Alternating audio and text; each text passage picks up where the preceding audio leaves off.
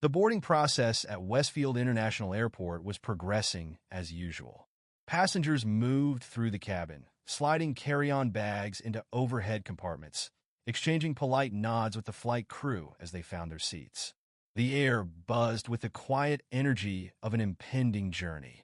In row 14, seats C and D, Ethan and Mia Lawson sat together, conversing in low tones. Ethan, a 36-year-old software engineer, adjusted his watch before picking up the safety pamphlet from the seat pocket. Mia, a 33-year-old public relations consultant, scrolled through her phone, responding to messages from her sister in Houston, eagerly anticipating their family gathering. Their conversation was casual, discussing whether to grab dinner after landing or head straight to their hotel. But Lauren Mitchell, a seasoned flight attendant with over a decade of experience, couldn't shake a strange feeling as she observed them. There was something about the way Ethan repeatedly scanned the safety instructions, how Mia leaned in slightly when she spoke, keeping her voice just low enough to avoid being overheard. A ripple of unease spread through Lauren's chest. She had been in this industry long enough to recognize when something felt off. Maybe it was nothing. Maybe it was worth paying attention to. After a moment's hesitation, she stepped away and made her way to the front of the aircraft, flagging down a gate agent. "Hey, can I have a word?" she murmured. The agent, a young man adjusting his earpiece, glanced at her with mild curiosity. "Sure. What's going on?" Lauren subtly gestured toward row 14. The couple in business attire. The man with glasses, the woman in the navy sweater. Something about them feels strange. The agent frowned. Strange in what way? Lauren exhaled, unsure how to articulate it. "They're whispering. The way he keeps reading the safety card like he's memorizing it. It's just odd. I've worked enough flights to know when something doesn't feel right." The agent shifted on his feet. "Do you want me to alert security?" A flicker of uncertainty crossed her mind, but she quickly pushed it aside. "Yeah, just in case." 7 minutes later, just as the last few passengers settled into their seats, a sudden silence swept through the cabin. 2 uniformed security officers stepped inside, their presence sending a ripple of tension through the air. Heads turned. Conversations hushed. The lead officer, a tall man with a no-nonsense demeanor, surveyed the rows before stopping at row 14. "Sir, ma'am," he said, his tone firm. "We need to see your identification." Ethan blinked. "Excuse me?" "Your IDs, please," the officer repeated. Mia's forehead creased in confusion. "What's this about?" Passengers murmured among themselves, some glancing at their phones. Ethan reached for his wallet, a sinking feeling in his stomach. He passed over his driver's license, and Mia did the same. The officer studied their documents before exchanging a brief look with his partner. "Are you traveling alone?" Ethan tightened his jaw. "Yes." "Destination?" Mia straightened her posture. "Houston. What's the purpose of your trip?" Ethan exhaled sharply, frustration creeping into his voice. "We're visiting family." "Why are we being questioned?" The officer ignored the question. "Did you check any luggage?" Mia gripped the armrest. "Yes." 1 suitcase each. The murmurs intensified. Across the aisle, Jordan Ellis, a 28-year-old journalist with an eye for viral content, discreetly tapped the record button on his phone. Ethan shifted in his seat, feeling the weight of 100 eyes pressing down on him. He had experienced this kind of scrutiny before. Then came the question that made his pulse spike. "Do you have any weapons or dangerous materials with you?" Mia's breath caught. "What?" Ethan clenched his fists. "Are you serious?" Jordan zoomed in, capturing the scene with unsettling clarity. "Sir, we need you to remain calm," the officer instructed. Ethan let out a strained chuckle. "I am calm. You're the one standing over me like I'm a suspect." Mia's voice was tight. "Why are we the only ones being questioned? We were just sitting here, minding our own business."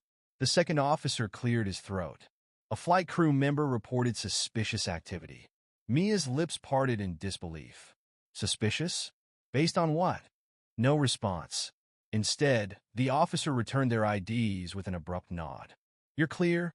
And with that, they stepped back, retreating toward the front. But the damage was already done.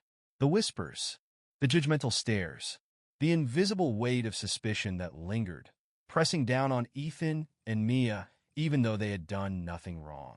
A few rows away, Lauren stood with her arms crossed, her face unreadable. Ethan caught her gaze, his expression filled with something between anger and hurt.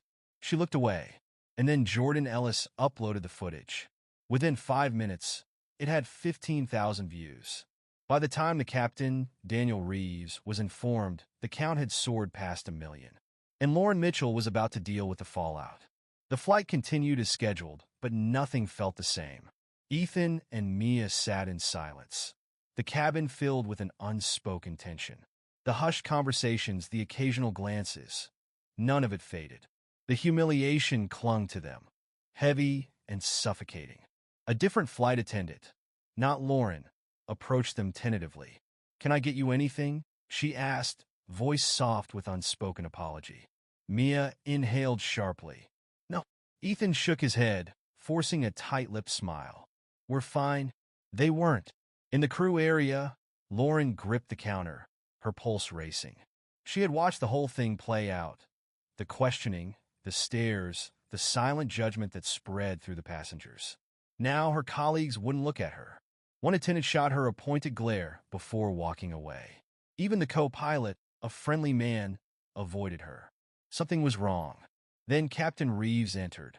"Lauren, my office." Now, her heart dropped. In the cockpit, Reeves pulled up his tablet and pressed play. The video, captured from multiple angles. The disbelief in Ethan's eyes, Mia's indignation, the officer's vague, non-committal answers. It had already gone viral. Reeves exhaled through his nose. "What the hell were you thinking?" Lauren swallowed hard. I had a bad feeling." His gaze hardened. "Did they break any rules?" "No, but did you have any real reason to suspect them of anything?" She hesitated. I thought." Reeves cut her off. "A thought isn't enough, Lauren. And this isn't the first time." Her stomach twisted. "What do you mean?" His expression darkened. "We got a call from corporate. There have been prior complaints.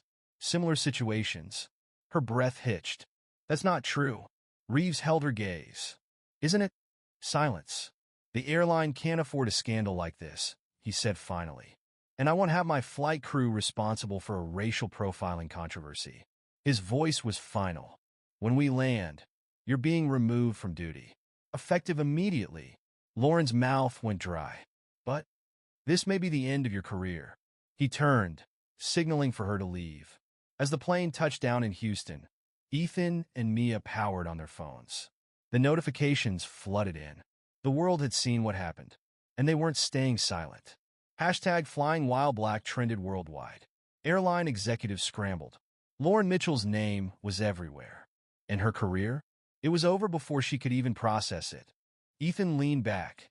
"What if we walk away?" Attorney David Walker sighed. "The airline apologizes. Lauren Mitchell fades. Nothing changes." Mia's grip tightened on the table. "Nothing changes." Ethan exhaled. "What do you think?" She met his eyes. "We fight." That night, Westfield Airways scrambled. "We are committed to fairness. We do not tolerate discrimination. An investigation is underway." Breaking. Westfield Airways terminates flight attendant Lauren Mitchell.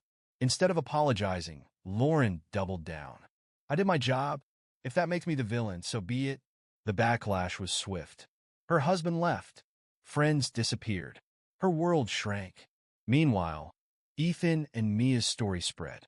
On national TV, Ethan said, "This isn't a misunderstanding. It's a pattern." Mia added, "We don't want an apology. We want accountability." Breaking. Ethan and Mia Lawson sue Westfield Airways. The case ignited national debate. Support poured in. So did hate. Lauren seethed. From her mother's house, she typed, "I did my job. Now my life is ruined over a social media witch hunt. Where is my justice?" She hit post. The comments flooded in. "You got what you deserved." Actually, she has a point. That last one made her blood boil. Maybe she wasn't the villain. But Ethan and Mia weren't prepared for the threats. One night, exhausted, Mia whispered, "How did we get here?" Ethan stared at the TV. "We got on a plane." Then leaked documents changed everything. Breaking. Lauren Mitchell previously flagged 5 black passengers. Breaking. A black doctor was removed for acting anxious. Breaking. The airline ignored every complaint. The company scrambled. Breaking. CEO apologizes, announces new policies. But it wasn't enough. Lauren's world collapsed. Instead of sympathy, headlines condemned her. Breaking. Fired flight attendant refuses to apologize. She slammed her laptop shut. Back in Walker's office, he leaned forward. The airline wants to settle. Mia frowned. That was fast. Walker smirked. They don't want a trial. Ethan looked at Mia. So what do we do? Walker's tone turned serious. You settle. You move on. You push. You change the system. Mia exhaled. Then we push. The courtroom was silent. In the case of Lawson versus Westfield Airways, the court rules in favor of the plaintiffs. They had won. The airline was ordered to overhaul policies and pay damages. It wasn't just a win. It was a warning. Outside, a crowd chanted, "Justice for the Lawsons." End racial profiling. Flying while black is not a crime. They hadn't just won a lawsuit. They had started something. Meanwhile, Lauren Mitchell sat in a dingy motel, watching the news. Ethan and Mia had won. She had lost everything. She wasn't a martyr. She wasn't even a cautionary tale. She was nothing. For months, she had insisted she wasn't a racist.